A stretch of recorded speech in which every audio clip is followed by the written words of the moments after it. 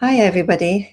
My name is Grace Bubeck, and this is a session of the Healing and Awakening Retreat. And I'm speaking with Dorothy Hunt. Hi, Dorothy. Hi, Grace. And hello to everybody who've come to this session, which is pre-recorded. And I just want to say, I want to thank Dorothy in particular because she's brave enough to enter the online world. She is a psychotherapist and spiritual teacher in the San Francisco Bay Area. And she does things at the Science and Non-Duality Conference also in California, but she hasn't been online. And this is her very first time. And I'm just thrilled to be able for Dorothy to just have this larger audience, because she's I just felt she was really an asset to this retreat. And thank you so much for coming on, Dorothy. Well, thank you, Grace, for the invitation. And as you mentioned, this is my first time to do something like this online, so it's an adventure for me, and it's an honor, really, to be with you and your viewers for this online retreat. Mm-hmm. So the topic that I wanted to share was the topic of who awakens and who needs to be healed. And I guess the first thing I would say about who awakens is that there's such a mythology that abounds in the thinking mind that it's really a me who wakes up, that there's a separate self that will wake up and become something that they aren't already. And that's actually a myth. When we awaken, we realize that there is no separate one to awaken. So it's very different than we might have imagined. But awakening is essentially a shift in identity. You know, we can have many glimpses of the vastness, of the divine, of this that's simply aware in our experience. But to actually awaken to our true nature is to have a shift of identity, so that we know that's what we are. That's what we are and have always been. But there are many, many different degrees, we might say, different levels of awakening. There's awakening of the mind, where we might awaken to the emptiness or to the awareness that's not attached to anything, that's simply here, awake to the present moment. Then there's also an awakening to the heart, where we might awaken to the oneness that we are with all things, all people, all beings, all creation.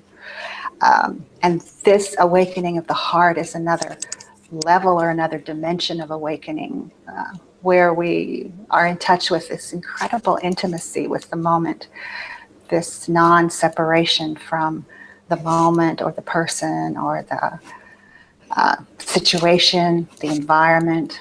And then there's a deeper awakening where in Zen we'll call it the bottom falls out of the bucket. This is a awakening in a deep existential arena of our body-mind identification.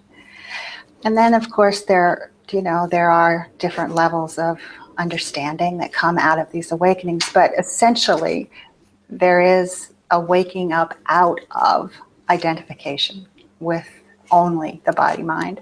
We're not saying the body-mind isn't here or isn't important, but simply that that's not the extent of who we are. And it comes in all different shapes and sizes. People awaken very quietly, like, oh my gosh, I just kind of always knew this, and it's very simple and quiet. And for other people, it's quite dramatic, filled with tears and laughter and disbelief and joy and all of those things. So there's no one size fits all when we talk about awakening. But the who awakens is not who we thought. So we might say awakeness wakes up to itself. The divine actually wakes up in its own experience, because what's happened is that this that's awake, this that's the wholeness of being, that totality, has in fact moved in the body-mind as consciousness, this vast, timeless awareness that we share is actually moving in the body-mind as consciousness that's identified with the body-mind. So there's this sense of a knot often that many people feel physically, a knot that is this sense of separation between this that we are and our experience as a human being. So we think that we're human looking for the divine. In fact, it's the divine that's always looking and seeing and awakening to itself. So that's a bit about the awakening process. We imagine that this that's awake is something far away, but it's actually our birthright. Every single person who is watching this video is awake in the sense that there's been an awareness, an awakeness present from the get-go that has noticed every experience of our lives. It notices thought, it notices feeling, it notices body sensation, it notices environmental things, the culture, colors, shapes, forms. But in itself, it's not a thing. This that's awake. What can we say it is? You see, when we really move into that mystery, the separate me disappears. And so there's no one there to describe, there's no one there to make an object of it, there's no one present in those moments to claim anything. And yet, it's the deepest knowing. This wakes up to itself within its own experience of living. And of course, there's a memory of that. There's an experience of that. There's a way in which once that happens, we never ever can really go back. Although many people have had awakenings that then just become memories, because the truth about what's awake is that it's only awake now. It's only awake in this present moment. And so all of us who want to get somewhere else are actually missing the very simple and completely universal experience of being here now. And when I say, can go I ahead. just interrupt for a second and just throw something in? Yeah. Because today I was with a friend of mine, and she told me that her partner, her boyfriend, only just recently shared with her that he in fact had a real, Satori experience after his house burned down. Yes. and it's obvious that he just thought it was an experience, and it was there and it went and then it was gone. And so that's a good example of how, it's possible to have a huge glimpse. Yes. And yet somehow, the veils closed back over it. And somehow, the full realization of this is who I am, this is what I am, somehow hasn't quite taken hold. Right. So that is very possible. And absolutely. And there's even people who are very, who will talk about their experience quite freely. Like I had an awakening experience when I was young, but it's like something in the past. And it's somehow that full, I want to say owning, but that's of course not a good way of putting it. the full realization of that can only ever be in the present. Yes. So, I was just wanting to throw that in because it's Good. just an example that came my way today. Just today, right? Yeah, it was beautiful, because it's so, it's like there's a fullness of realization, that, and that grows. It grows fuller and fuller, doesn't it? Well, it does, and it's quite common to have many glimpses before what we might call an awakening in which you can't go back. But also, it's extremely common after an awakening, even a very authentic awakening, to have what we might call, and what Adya Shanti has called, a honeymoon period, where everything feels so good and so much in the flow and everything is fine and so forth, and we think, oh, we could never lose this. But then what happens is this embodiment process begins, and that's post-awakening, we might say. And that's where so much comes forth that we might have thought we had dealt with or been over with in therapy years ago or whatever. But whatever has been unseen, unmet, unloved, denied, repressed, it comes up to be seen, to be healed, we might say, back into wholeness. Of course, wholeness is already whole, but there are these pockets within each of us of division. And so part of the embodiment of this that we realized is looking into where there are divisions, contractions, and so forth, but not with any judgment, because what we discover is our true nature. It has no judgment. It doesn't have an agenda to get somewhere, to become something, but yet it's very transformative when we allow that to happen. And an awakening experience is not the same as living awake. So when we're living awake, we're in this moment, we're intimate with this moment. We allow the moment to be as it is, because ultimate reality is actually experiencing itself on many, many levels and many dimensions, and simultaneously as well.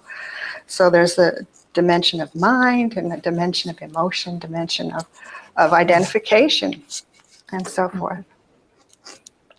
Yeah. But eventually, this so-called journey is a journey back to now.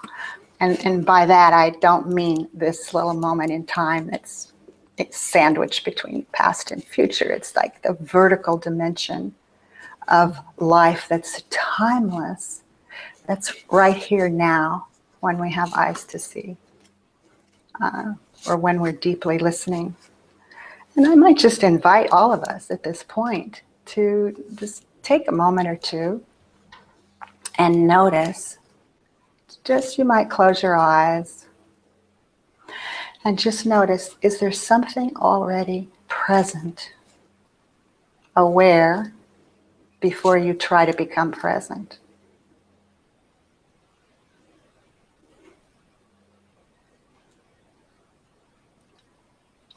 Is there something already silent before we try to become silent?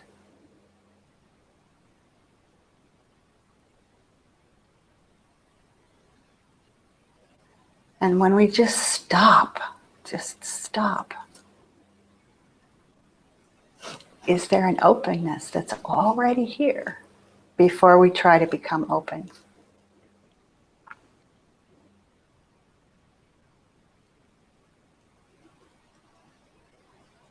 And so what we are inviting ourselves to do is to actually let the mind rest in the heart of awareness. The thinking mind is important in our experience, but it's not the truth of who we are most deeply. And so we just invite the mind to rest, to be here in the heart, of awareness. You know, Ramana called the heart the true self. The true self. And one of his invitations, which I love, he says, enter with love the temple that is your own heart. Enter with love the temple that is your own heart. Silently allowing the deep within to flow on and into the deep beyond.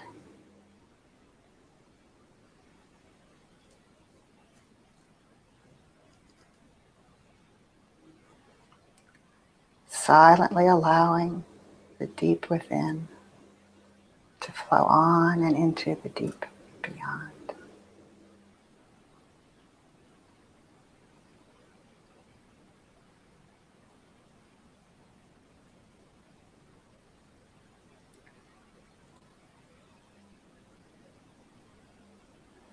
And so we're just inviting ourselves to access our home ground. No one can tell you where it is or how to get there, but you know, because you can feel when you're at home, when you've taken a seat in yourself. You can feel it, you can sense it. You can't maybe say what it is, but you know that it is.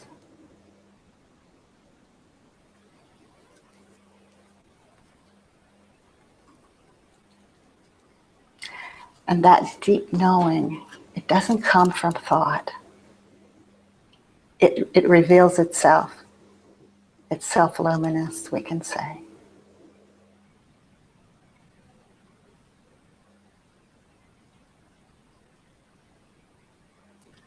And this heart is open to whatever's here. It's not dividing life into one side of duality or the other. It's simply here for what's here.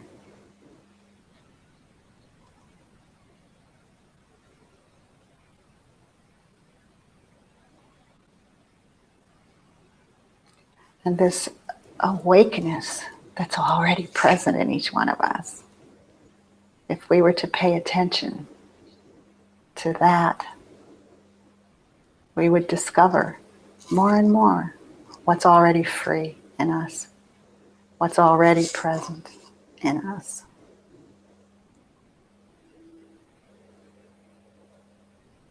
What isn't discovered by going away from ourselves, but by becoming interested in who and what we truly are.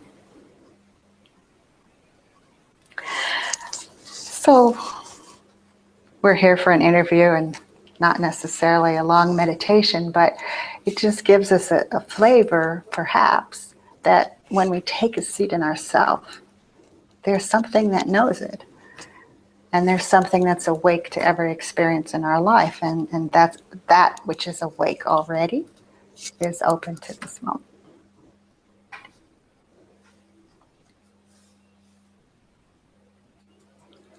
Beautiful. Thank you, Dorothy. You're So welcome. I wonder whether you'd like to say something about the second phrase of your title. Sure. Who is it that needs healing? Yes, yes.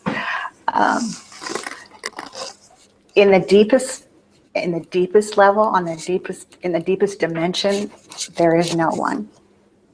Because what we truly are is already whole. It's already undivided.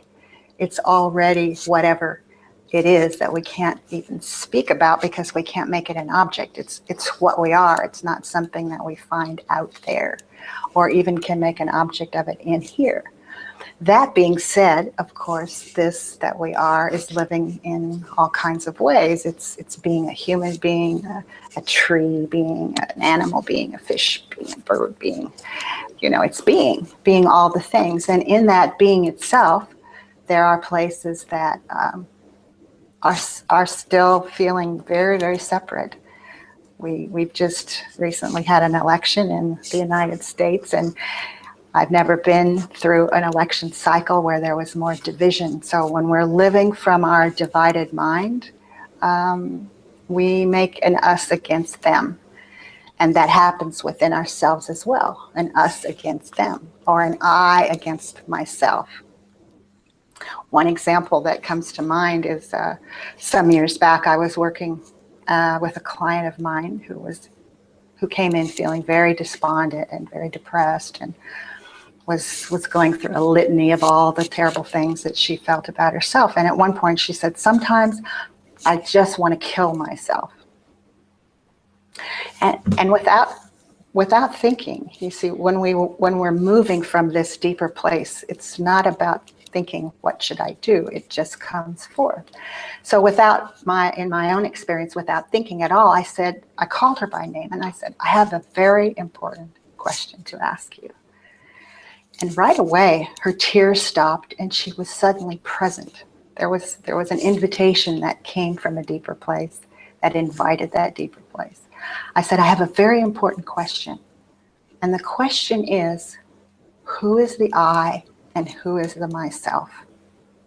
And just like that, without any thought on her part, it was a totally spontaneous response.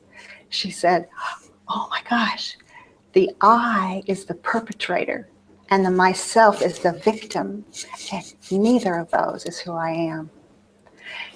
And in that moment, you see, something else came forth that could see the truth of these identifications of an I and a myself.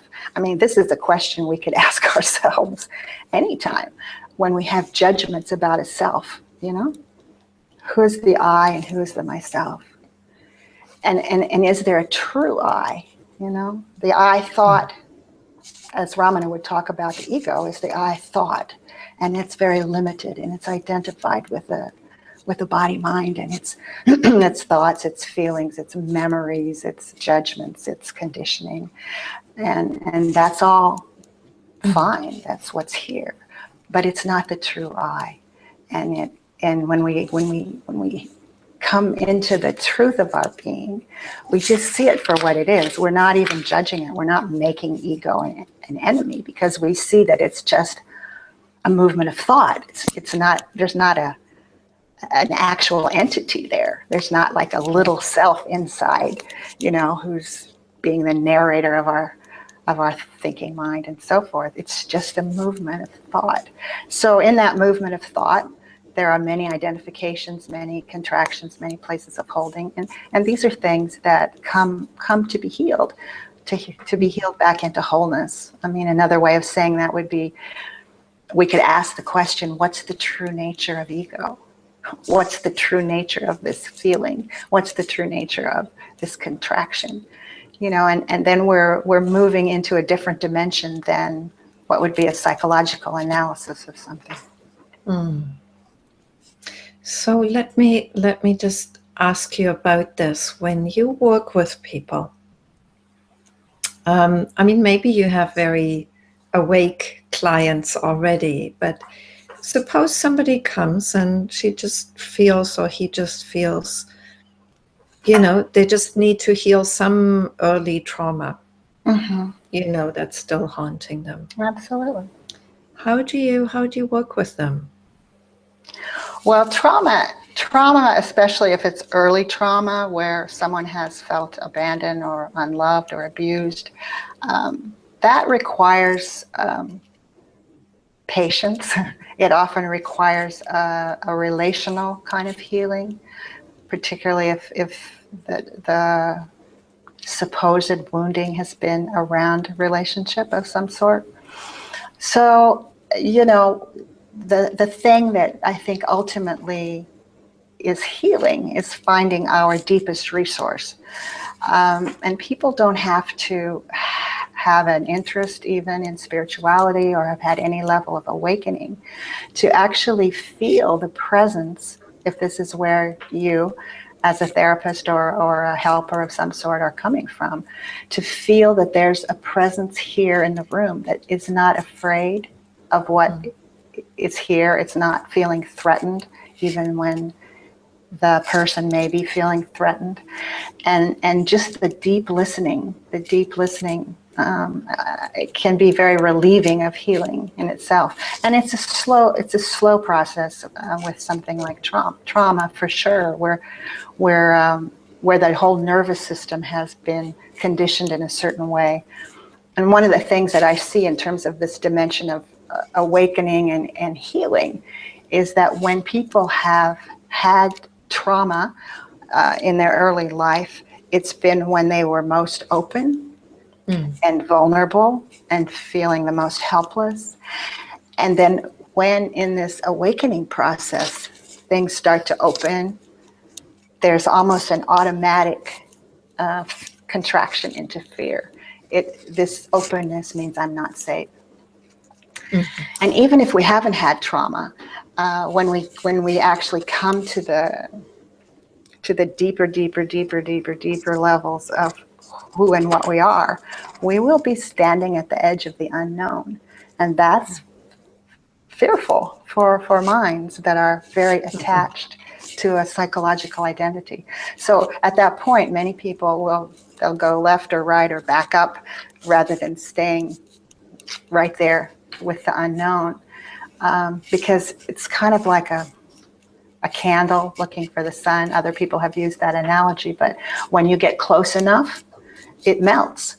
And that's true of our separate identity. When we get close enough to the truth of our being, to this unknown mystery that we are, we get close enough to this that is unborn, undying as ourself, then it just subsumes the separation.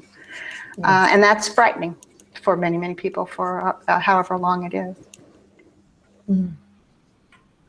And one more thing I might add about that is that if we go through, I mean, one of the things that is very healing, to talk about that aspect, is whenever we're not separate from experience. So my invitation is always to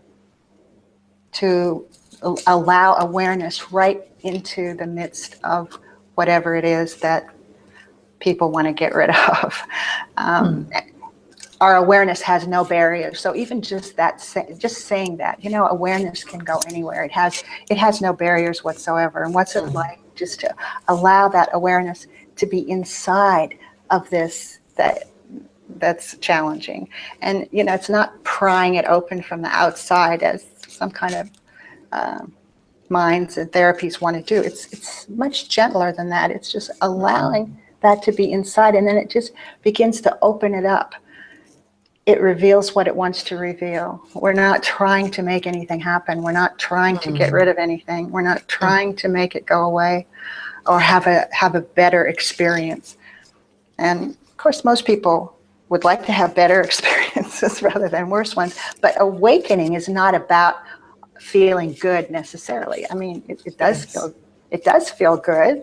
On the other hand, when we're beginning to have these things flesh to the surface, that's humbling, isn't it? I mean, we see things that we didn't want to see about how we've been identified with various aspects. Yes. That's maybe different ways of inviting people into that. Like sometimes, I just ask people, is it possible to simply allow this to be what it is? Exactly. And they realize they're actually able to do that. Yes. And it's that, and they don't have to know what allowing is either. No, and we don't have to call it. We don't have to call it some spiritual name. It's just, can you be open to this for this moment? Can you allow it to be? And of course, we have the capacity to do that. Yes. And go ahead. Go ahead.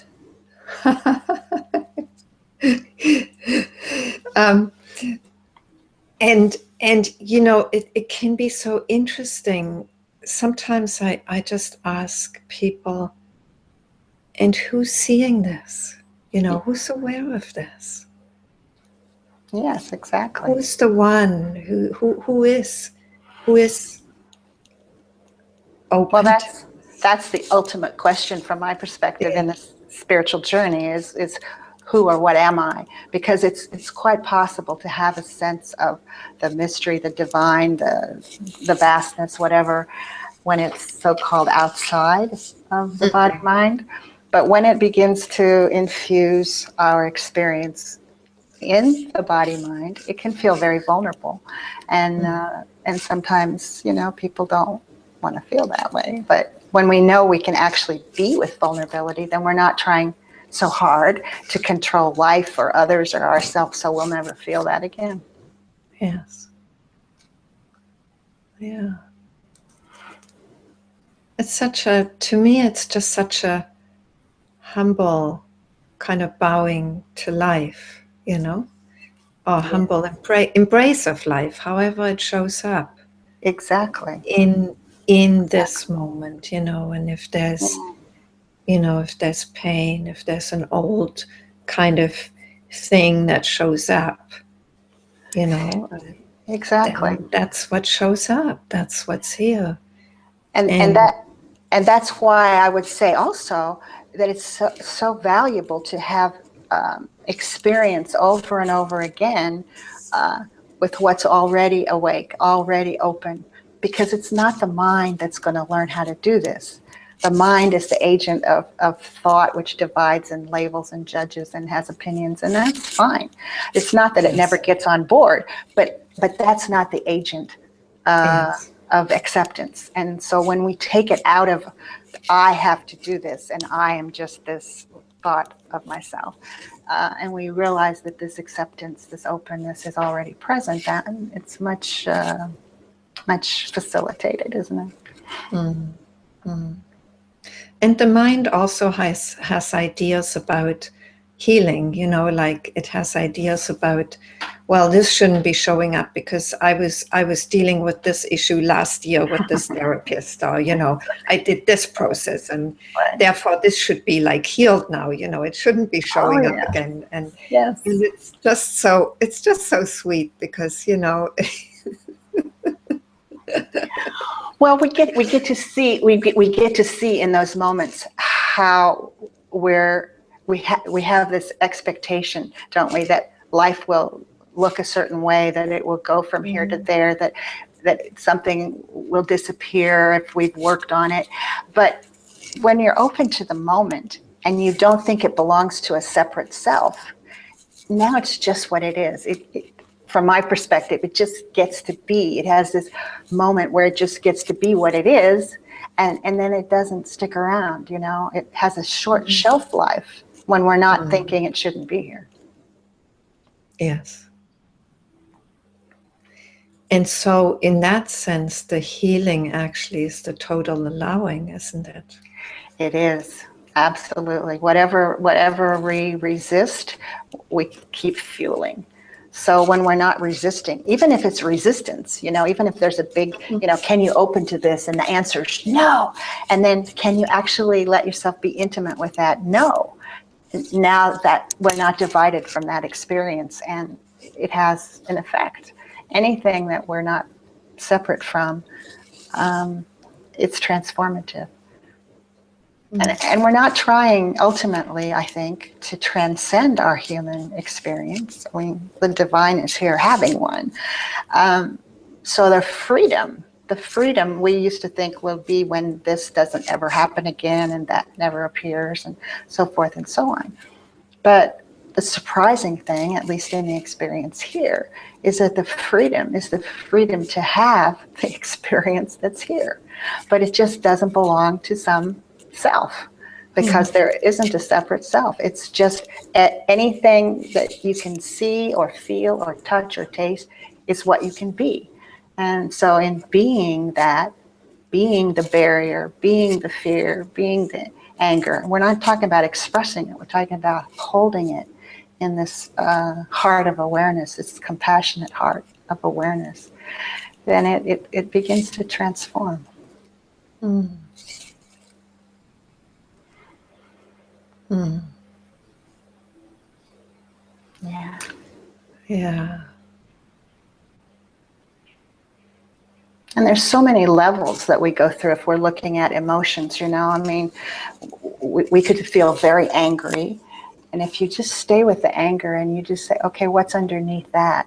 And then frequently there's sadness or there's fear, you know, or pain, absolutely. And then can we go through that dimension? Can we be intimate with each one of those? And you keep going down, down, down. It's like diving through an ocean wave, you know. If we go down through all the layers, we will eventually come to the ground of being. There's simply not a single experience that can't take us back to the ground of our source if we're willing, able to see it all the way through. And it's so interesting, you know, my experiences when I guide people through, you know, whatever shows up. And then at some point, nothing shows up. And, you know, and then they're looking for something. Yes, yes, yes, yes. And it's like such a revelation that at some point, there's just this space, there's just the spaciousness. And it's so beautiful when they discover that, because wow, it's like, you know, somehow they never knew it was there, and just the experience of it can be so, I mean, to me, to my understanding, so healing, because it's so restful, you know, it's so right. Well, it's like seeing anything through to its true nature, and its true nature is actually empty of self. It's simply an arising of this that we are, and a returning. And the more we can relax and just let things be as they are, within and without, it doesn't mean we become passive, because there's a power in taking a seat in yourself too. There's a power of truth, isn't there? Which isn't about words. It's really about how we're listening deeply to what's most true within, and then a response will come, or there'll be no response, but it will come from that undivided place rather than from the mind of thought. Yeah.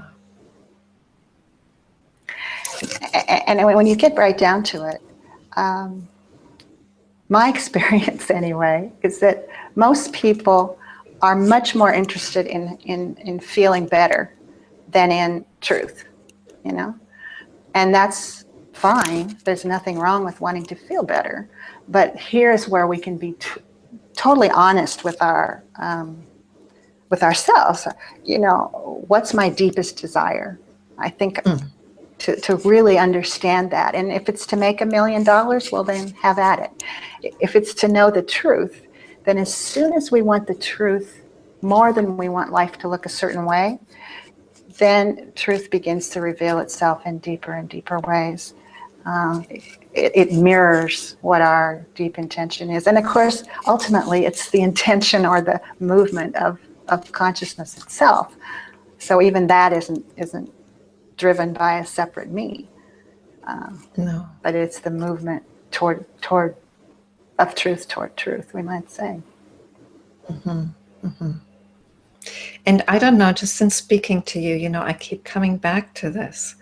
It's like, you know, there's an understanding of healing that's at a more emotional, psychological, mental level, you know, that's based on a separate identity. Right. And then, you know, there's a need to heal this emotion or that emotion, which is all based on feeling better.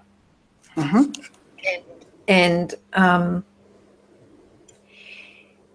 there's a healing, you know, there's a deeper healing that's discovered that, you know, that is, well, I put it slightly differently, maybe, you know, that's no longer in the realm of feeling good and bad.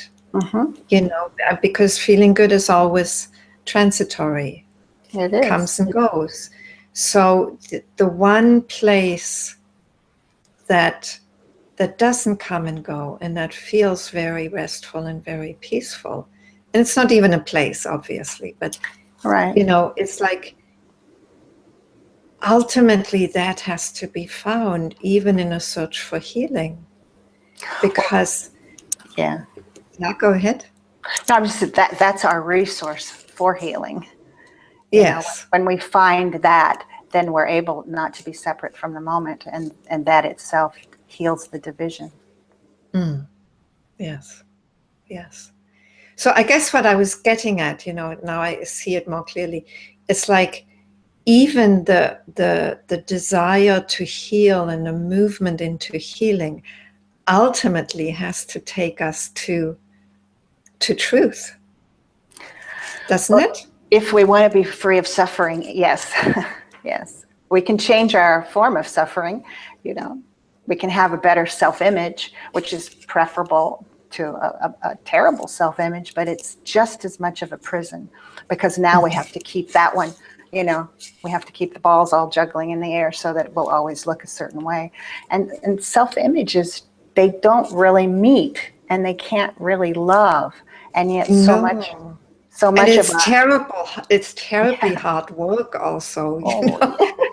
It's so exhausting. Endlessly exhausting. Yeah, trying to keep a self-image up, or to make the apparent other conform to your idea of who they should be. Yeah, it doesn't really work over the long haul, as I'm sure all of us have discovered in one way or another. Yeah. And I think the deepest healing is the healing of this separation from our true nature. And I think, in a sense, all of our desires for happiness, however we think we're going to get it, are a desire for that ultimately. The means may be very skewed, but all beings really want happiness, and they want to be free from suffering. And there's so many different ideas of what's going to bring that happiness or bring that peace of mind. And of course, if we get something that we've desired, the new job, the new partner, whatever it is, if we get something that we desired, we do have that moment of peace, that moment of happiness, and we think it's because we've acquired something. But actually, it's just because for that moment we've stopped desiring for something to be different. Yes. Yeah. Yes, totally. Yeah. I remember back in my Buddhist days, we had this kind of understanding that we wanted to get off the wheel, and then we would be free. And sometimes that comes back to me, like this idea that freedom would be sometime in the future. That was the understanding. Yes. Yes. Well, and it's. I mean, there's different traditions that will, speak about these things differently. But I mean, at least in the experience here, there is this uncaused happiness right on the other side of identification with personhood, if that makes sense. It's like just that little shift, or maybe it's a huge shift, but that shift away from I'm a person and I have these problems and I've got to get someplace else, and my future and my happiness depends on all kinds of things, and then just like boom, right, we're in our true nature. It's presented itself, and there's nobody who's gotten it. It's just here, and there's a joy and there's a happiness there. However, even if we become freer and freer of suffering here, we realize that we are the world. The world is in us.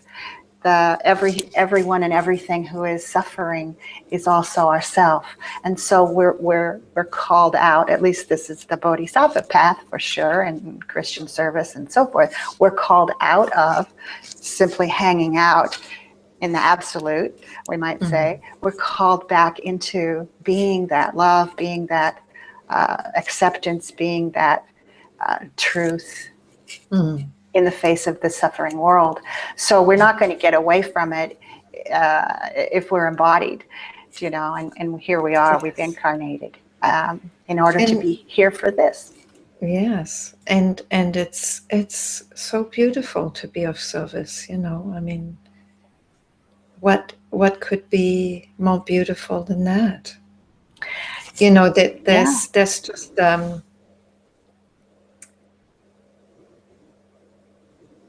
and that's what takes us back into you know, I don't know, maybe just healing the suffering of the world, because you know, there need to be beings that point others into the right direction, you know, that are able to simply be here, that are able to listen, that are able to, you know, not get hooked into the machinations of egoic identity. Right. And life is providing that itself. And I think that's the thing of beauty, is that, you know, the one without a second is playing all the roles. It's making all the moves. And so can we trust in our own experience? Can we trust in our own life that that's going to be moving each of us where we need to be, with whomever we need to be, for our mutual giving and receiving? Because I think it's kind of a, you know, love is circular in the sense that if at any point in its giving and being received it's stopped, there's a pain. It's painful to have it ended someplace. And of course it starts with ourselves. You know, can we find that love is really here inside our own hearts, just knocking at the door to be let out. We think it's going to come in from outside, but it's really already here. It just wants to be allowed to flow, I think.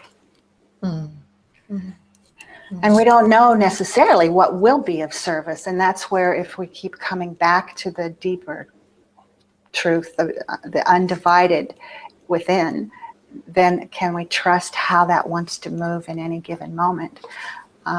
Because as soon as I have an agenda for you or for someone who walks in my office, as soon as I think I know what they should do or how they should be or what needs to happen, then I'm not actually so available to simply be present for what arises. And I think that just being here totally, or as much as we possibly can, and we begin to have a sense of what wants to happen, what wants to be the response.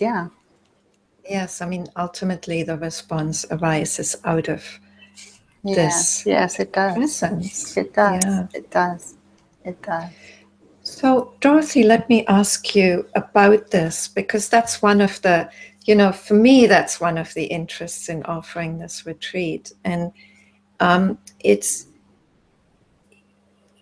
just very striking to me that, you know, there's been this long tradition of self-realization and self-realization teachings that come out of the East.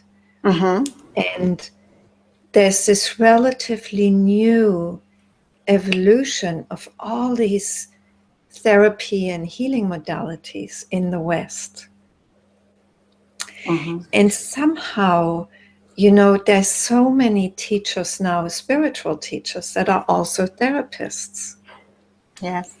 And to me, that's not an accident. You know, there's something happening, you know, there's a coming together of the clarity, you know, the clarity of non-dual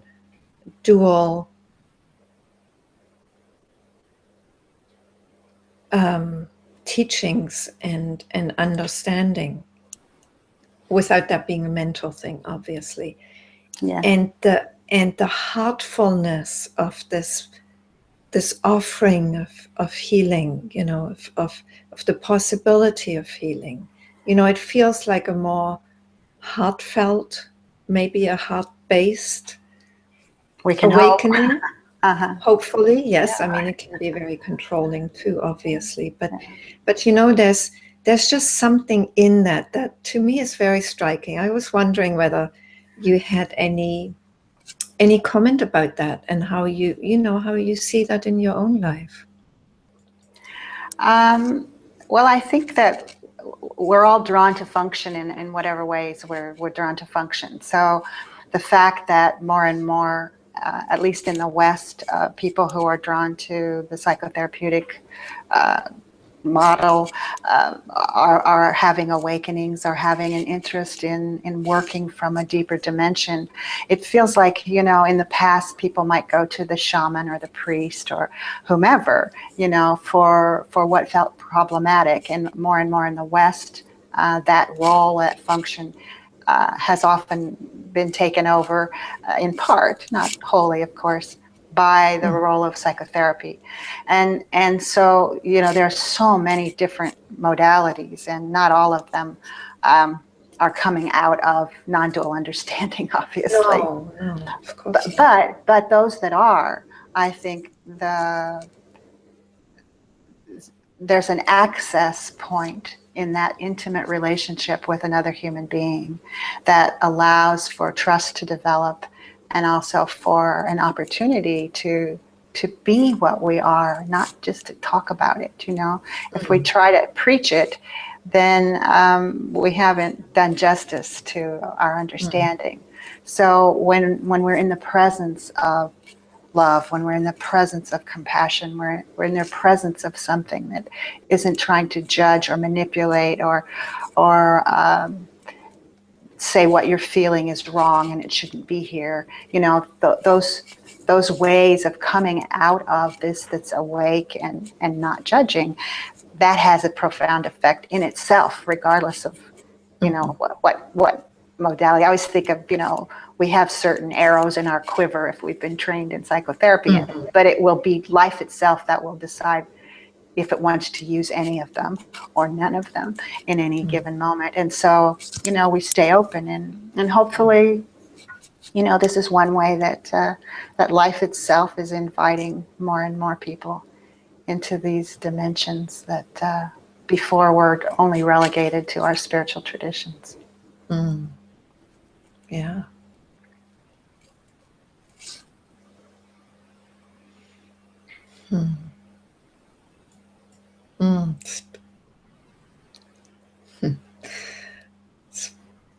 Just what comes as it's one of the gifts of psychotherapy and healing modalities is that it's very experiential. And so, you know, it's harder to tell a story about it. I mean, you know, yes, of course we always can, but it you know, in some ways it's always more embodied than just listening to spiritual teachings. Yes, it certainly can be. So there's a you know, there's a gift in that there's an experiential openness and experience of presence also in the person of the therapist, if they're present. Yeah, absolutely. And, you know, I mean, there's a way of dealing with challenges from a psychotherapeutic model, which is traditionally a lot about reframing, analyzing, going back to the past and so forth.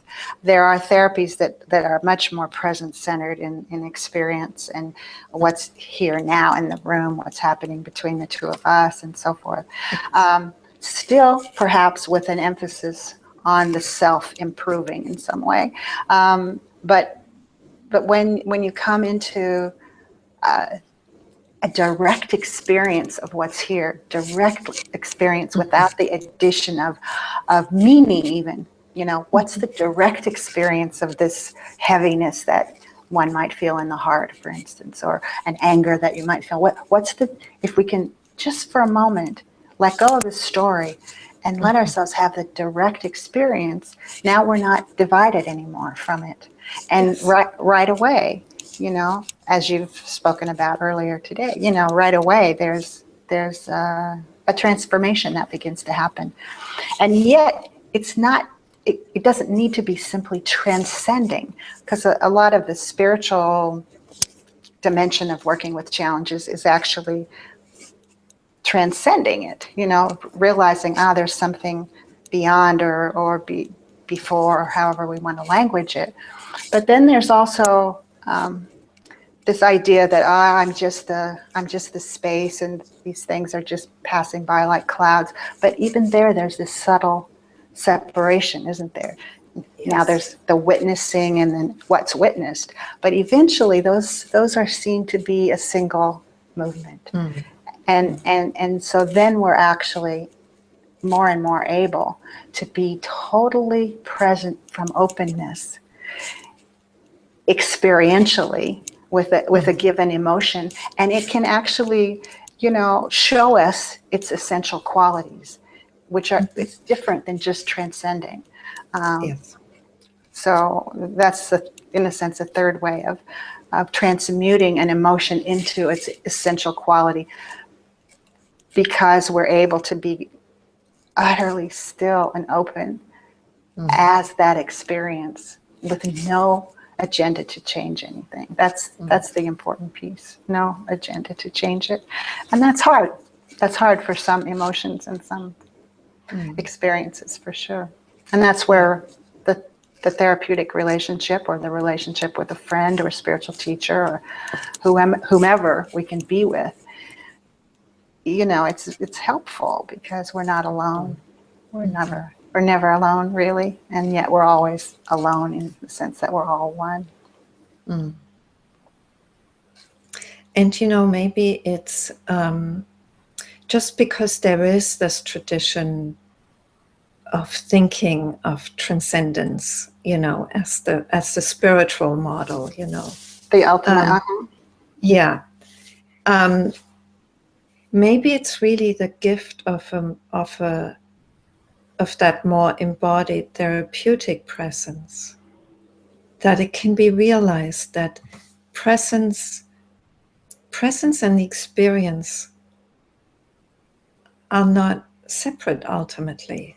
You know, they're one and the same thing, and the experience in and of itself never needs to be transcended, you know.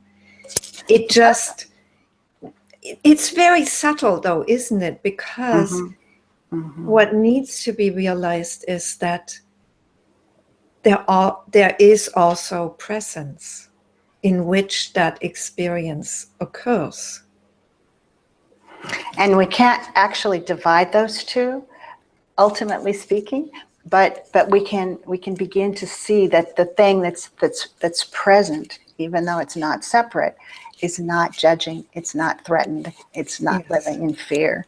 You know, and that's hard to explain unless you've experienced that those two things are one, and everything can be as it is, and something that's noticing it, that's awake to it, it's not threatened by it.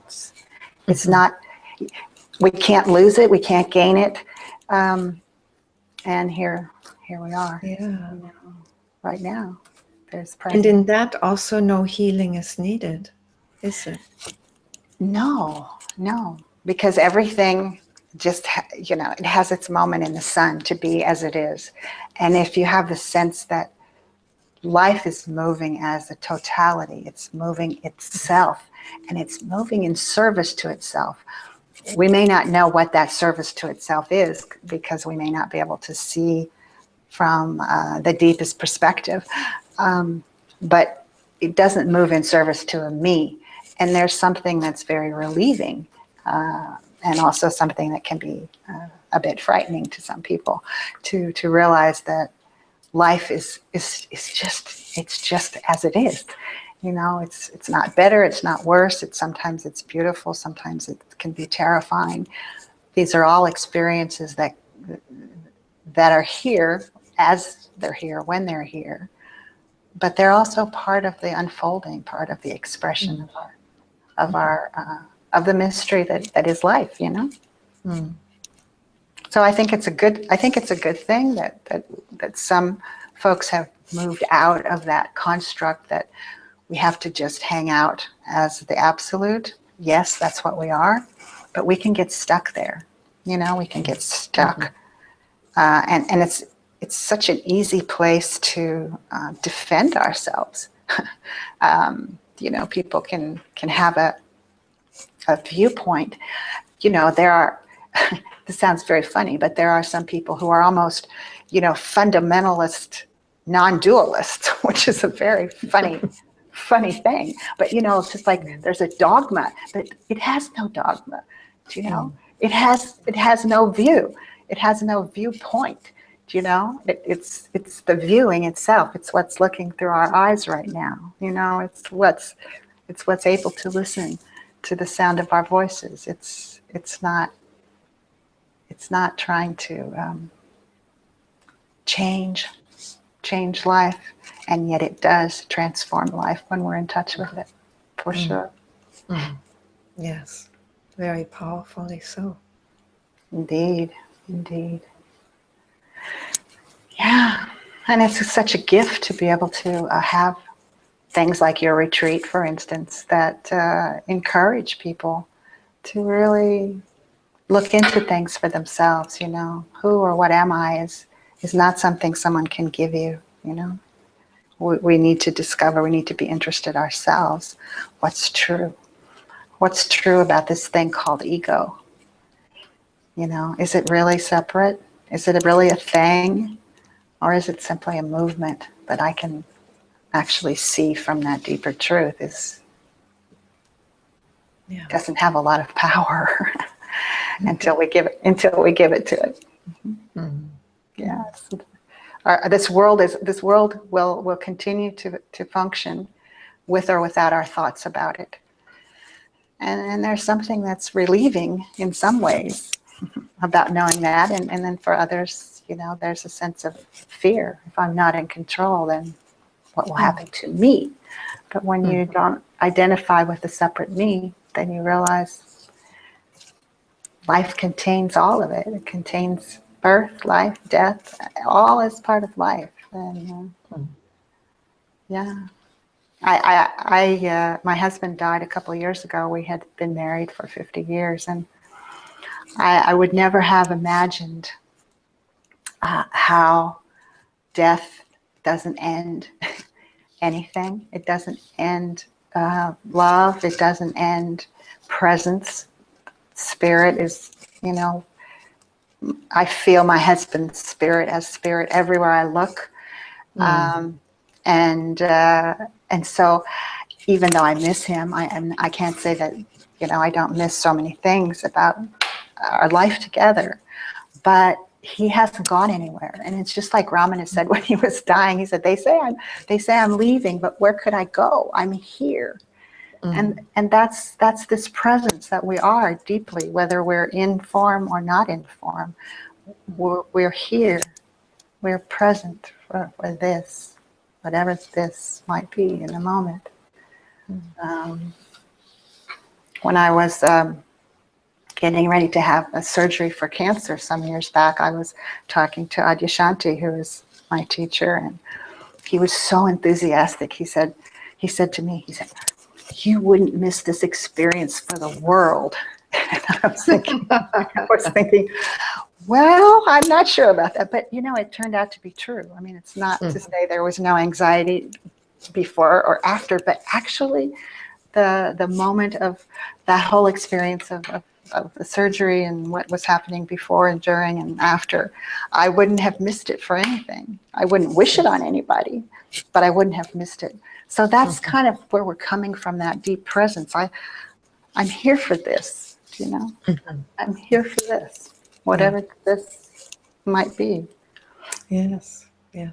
And actually, that's been my experience too with cancer. Totally. And I'm very blessed at the moment to be working with a client who's going through the experience right now and who really is so open to it. It's so beautiful to see that. You know, it's like Yes. it really can be a gift then.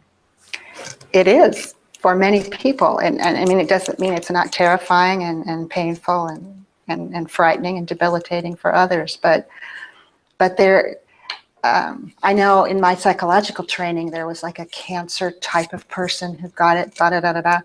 And when it happened here, there was just this sense of all these kind of karmic seeds kind of were being let go. You know, the heart was being opened. There was just incredible compassion for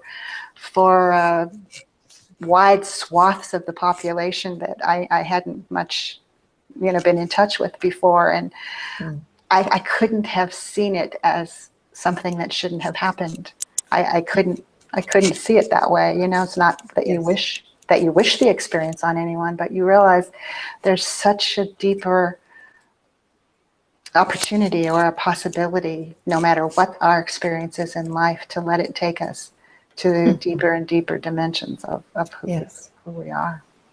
Yes, totally. And, you know, there's also just such a discrepancy between what doctors think healing is and, you know, the healing that can happen in a life through an experience like that, you know, whether it's a couple that comes back together, whether it's, you know, relations that have been separated that somehow are taken up again. I mean, so much arises out of that experience that is healing of, you know, separation, seeming separation. Right. Seeming separation from oneself also, you know, just discovering oneself much more deeply. Yes. And also, you know, in the experience here after the surgery, and I went back to the oncologist to have the results and and I said to him, well, how is it that you had to go back a second time? And he said, how did you know that? And I said, because something was aware, you know, and that's aware, that's awake, is not confined simply to the body, to the consciousness of the body mind. It was aware of what was happening, even though I was under anesthetic and the body was asleep for all intents and purposes. So, you know, that's another dimension that might or might not happen in anyone's experience, but we understand that this that's awake is not limited to the body mind. It's not limited to any one particular individual. It's our birthright, all of us. Yes. All of us. Yeah. And that's the true healing, to discover that, to discover what we are. It opens the door to being embodied more and more deeply and living this more and more deeply. And that's our ongoing challenge, to live what we've realized, if we've realized it, to live it. Yes, beautiful. This may be a good time to come to an end, Dorothy. Okay. Well, what do you think? Would you like to maybe just share something that still wants to be shared, or are you happy to let it end here? I think that we've spoken about a lot of different things. I would just encourage anyone who's interested to get very interested in discovering not just what feels like it's vast, but who is this one we've taken ourselves to be.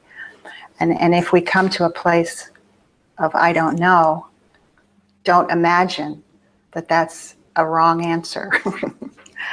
You know, because a lot of people will come to self-inquiry and come to that place, I don't know, and think, well, I've done it wrong because I don't know. And possibly that I don't know is a much deeper answer. And can we live? Can we live it? Can we live from the unknown that knows itself? It knows itself. It has wisdom and compassion.